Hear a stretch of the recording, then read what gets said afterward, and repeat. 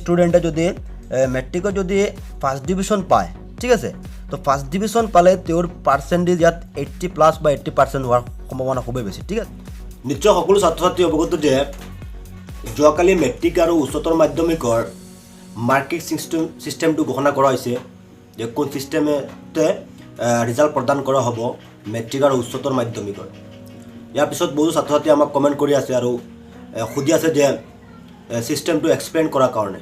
সেইকাৰণে আজিৰ ভিডিঅ'টোত মই তোমালোকৰ মাৰ্কিং ফৰ্মুলাৰ যিটো সেইটো ষ্টেপ বাই ষ্টেপ কৰি আছোঁ, এক্সপ্লেইন কৰি আছোঁ। প্ৰথমতে আমি ক্লাছ 10ৰ এজন ষ্টুডেণ্টৰ মাৰ্কছ কেলকুলেট কৰিম। তো তোমালোক নিশ্চয় অৱগত যে ক্লাছ 10ৰ ফৰ্মুলাটো হৈছে 40+40+20, মানে ক্লাছ 9ৰ টোটেল পাৰ্চেণ্টেজৰ পৰা 40% লোৱা হ'ব। ক্লাছ 10ৰ যিটো হৈছিল প্ৰি ফাইনেল এক্সাম হৈছিল তাৰ টোটেল পাৰ্চেণ্টেজৰ পৰা 40% আৰু ইউনিট টেষ্ট যিবোৰ হৈছিল তাৰ পৰা 20% লোৱা হ'ব। এতিয়া চোৱা, এজন ষ্টুডেণ্টে যদি ক্লাছ 9ত 75% মাৰ্কছ পায়, ঠিক আছে, চ' ক্লাছ 9ৰ টোটেল পাৰ্চেণ্টেজৰ আমি 40% ল'ব লাগে। 70 আমি 40% ল'ব লাগিব পাৰিম, 75+40, চ' এইখিনি আমি ডিভাইড কৰিলে হয় 30% হয়। মানে এজন ষ্টুডেণ্টে যদি ক্লাছ 9ত যদি টোটেল 75% হয়, 75%ৰ 40% হ'ব 30%, ঠিক আছে। এতিয়া যদি কোনো ষ্টুডেণ্টে আৰু কম পাৰ্চেণ্ট পায় 9ত, যদি 55% পায়, ইয়াত 55 তুমি লিখি ইয়াত মানে ইয়াৰ কৰিব উলিয়াব পাৰিবা, ঠিক আছে। চ' ক্লাছ 9ত যদি 75% পায়, ইয়াৰ হ'ব 75% 40% হ'ব 30%। এতিয়া চোৱা ক্লাছ 10, ক্লাছ 10ত যদি সেই ষ্টুডেণ্টজনে 80% পায়, চ' 80%ৰ মানে ক্লাছ 10ৰ টোটেল পাৰ্চেণ্টেজৰ পৰা আমি 40% ল'ব লাগে। 40% হ'ব টোটেল 32%। মানে এজন ষ্টুডেণ্টে যদি ক্লাছ 10ত 80% মাৰ্কছ পায়, 80%ৰ 40% হ'ব 32। এতিয়া বাকী আছে তোমাৰ ইণ্টাৰনেল যিবোৰ। ইণ্টাৰনেলত মানে যদি এজন ষ্টুডেণ্টে যদি 9ত 75 পায়, 10ত যদি 80% পায়, নিশ্চয় তেওঁৰ যিবোৰ ইউনিট টেষ্ট হ'ব বা এটেণ্ডেঞ্চ ইয়াৰ ওপৰত মাৰ্কছ দিয়া হ'ব। তো ইয়াত নিশ্চয় তেওঁ 80% ধৰি লোৱা পাইছে, ঠিক আছে। তো 80%ৰ 20%, 80%ৰ 20% হ'ব 16%, ইয়াত হ'ব 16%। চ' এই তিনিটা আমি প্লাছ কৰিলে কিমান হ'ব? এই তিনিটা প্লাছ কৰিলে 32, 16 টোটেল প্লাছ কৰিলে আমাৰ হ'ব 78। মানে এজন ষ্টুডেণ্টৰ পাৰ্চেণ্টেজটো নিয়াৰেষ্ট 78 বা 78ৰ প্লাছ হ'ব বা 82, 83 এনেকুৱা হ'ব। মানে এইটো একজেক্ট নহয়, এনেকুৱা মানে ইয়াৰ ওপৰত থাকিব পাৰে এজন ষ্টুডেণ্টৰ পাৰ্চেণ্টেজ। মানে ক্লাছ 9ত যদি 75%, ক্লাছ 10ত যদি 80% আৰু সেইবোৰ যদি ইউনিট টেষ্ট ইয়াত যদি 80% পায়, তেনে টোটেল পাৰ্চেণ্টেজ 78ৰ ওপৰত থাকিব বা 78 এনেকুৱা থাকিব, ঠিক আছে। আশা কৰোঁ নিশ্চয় তোমালোকে বুজি পাইছা যে এজন ষ্টেণ্ডাৰ্ড ষ্টুডেণ্টৰ কেনেকৈ উলিয়াব লাগে। এতিয়া আমি নেক্সট উলিয়াম এজন ছেকেণ্ড ডিভিজন বা থাৰ্ড ডিভিজন পোৱা এজন ষ্টুডেণ্টৰ পাৰ্চেণ্টেজ। এতিয়া আমি ক্লাছ 10ৰ বেলেগ এজন ষ্টুডেণ্টৰ অলপ পাৰ্চেণ্টেজ কম লৈ এটা মাৰ্কছ কাউণ্টিং কৰিম। চ' এজন ষ্টুডেণ্টে ক্লাছ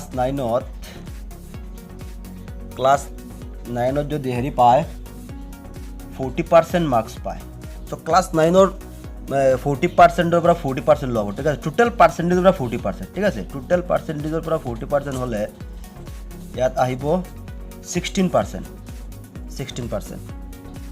ঠিক সেই ষ্টুডেণ্টজনে যদি ক্লাছ 10ত যদি প্ৰি ফাইনেল হৈছিল, ইয়াত যদি পায় 45% মাৰ্কছ পায়, ইয়াৰ 45%ৰ 40% আমি উলিয়াব লাগিব।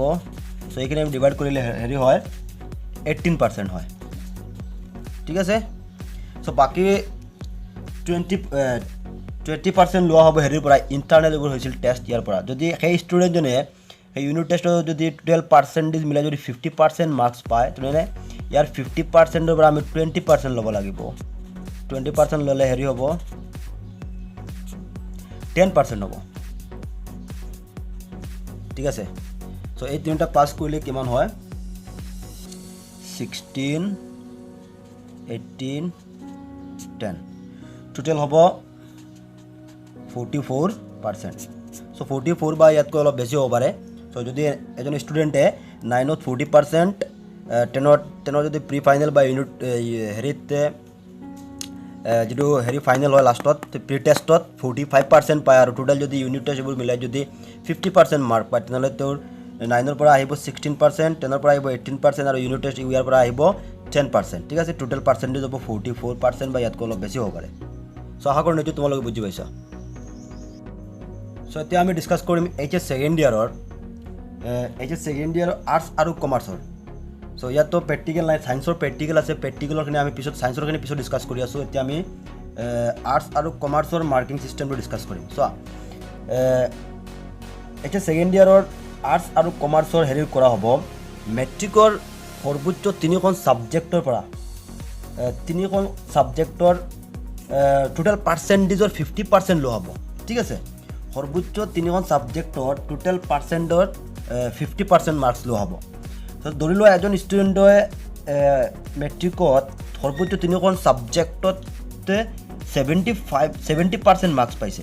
ঠিক আছে, চ' এই 70%ৰ 50% লোৱা হ'ব। 70%ৰ 50% মাৰ্কছ উলিয়াবলৈ টোটেল হ'ব 35%। ঠিক আছে, যদি এজন ষ্টুডেণ্টে মেট্ৰিকত 3খন ছাবজেক্টত যদি তেওঁৰ হয় 70% মাৰ্কছ হয়, ইয়াৰ 50% হ'ব 35%। ঠিক আছে, ইয়াৰ পিছত 40% স্কুলৰ কলেজৰ পৰা দিয়া হ'ব। ঠিক আছে, 40% যিবোৰতো ইউনিট টেষ্ট হৈছিল বা যিবোৰ 100 মাৰ্কছৰ এক্সাম হৈছিল গোটেইখিনি মিলাই বা ষ্টুডেণ্টজনৰ কলেজত পাৰফৰ্মেঞ্চ কেনেধৰণৰ আছিল এইখিনিৰ পৰা কলেজৰ পৰা দিয়া হ'ব 40%। ছাপোজ কলেজৰ পৰা ষ্টুডেণ্টৰ নিশ্চয় অলপ বেছি মাৰ্কছ দিয়া হ'ব। চ' 40%ৰ পৰা যদি এজন ষ্টুডেণ্টক কলেজৰ পৰা 35% দিয়া হয়, ইয়াৰ পিছত এক্সট্ৰা 10% মাৰ্কছ দিয়া হ'ব। ঠিক আছে, এক্সট্ৰা 10% দিয়া হ'ব। তেনেহ'লে আমি এই তিনিটা কাউণ্টিং কৰিলে কিমান হয় চাই লওঁ। 35 প্লাছ 35 প্লাছ 10 টোটেল হৈ যাব 80% মাৰ্ক। ঠিক আছে, 80% বা ইয়াতকৈ অলপ বেছি হ'ব পাৰে বা 80% হ'ব পাৰে।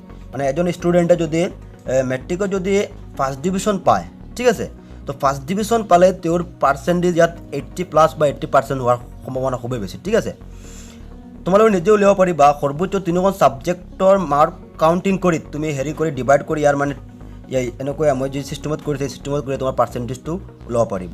ঠিক আছে, এইটো আছিল আৰ্টছ আৰু কমাৰ্চৰ।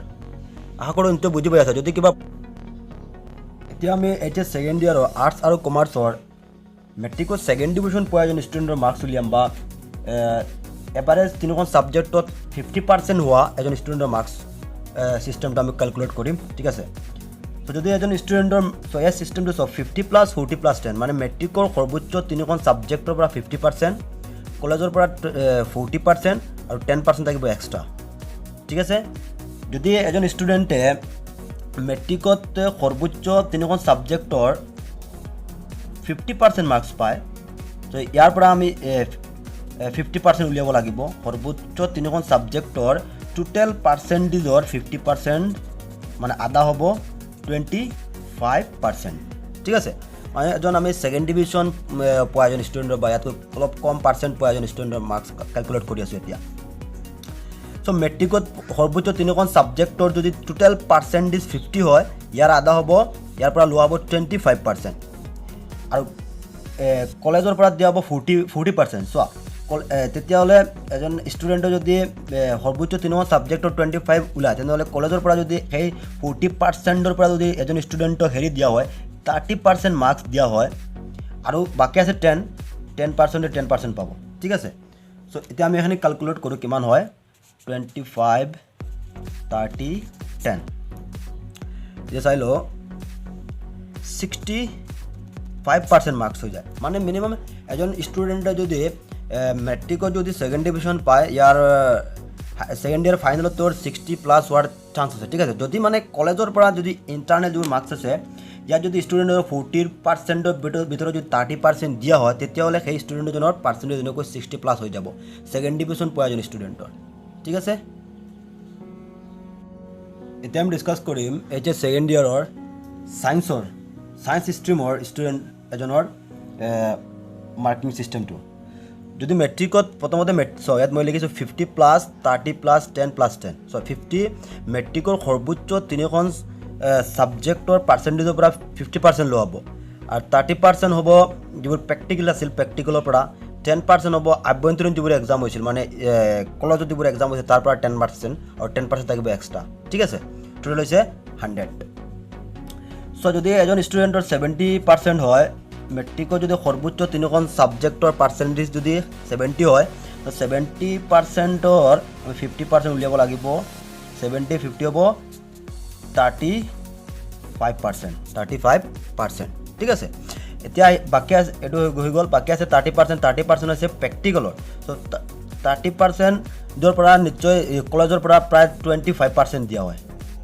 যদি বেছিও দিয়া হয় কোনো কলেজত মই মিনিমাম ধৰিছোঁ 25% বাকী আছে 10% চ' 10% যিবোৰ তোমাৰ ইউনিট টেষ্ট বা কলেজৰ ভিতৰত যিবোৰ এক্সাম হৈছিল তাৰ পৰা 10% লোৱা হ'ব 10% যদি এজন ষ্টুডেণ্টক 8% দিয়া হয় আৰু বাকী আছে আৰু 10% এইখিনি ইয়াৰ লগত এড কৰা হ'ব 10% ইয়াত 10% দিয়া হ'ব ঠিক আছে চ' এই চাৰিটা প্লাছ কৰিলে হ'ব 35% 25% 8 10 টোটেল হ'ব 78% ঠিক আছে চ' তোমালোকে নিজৰ পাৰ্চেণ্টেজটো এনেকৈ কাউণ্টিং কৰিব পাৰিবা সৰ্বোচ্চ তিনিখন ছাবজেক্টৰ পাৰ্চেণ্ট উলিয়াই ইয়াত 50% লৈ এনেকৈ এই চিষ্টেমত কৰিব পাৰিবা চ' 78%ৰ পৰা ওপৰতো হ'ব পাৰে কোনো ষ্টুডেণ্টৰ ঠিক আছে আশা কৰোঁ নিশ্চয় বুজি পাইছা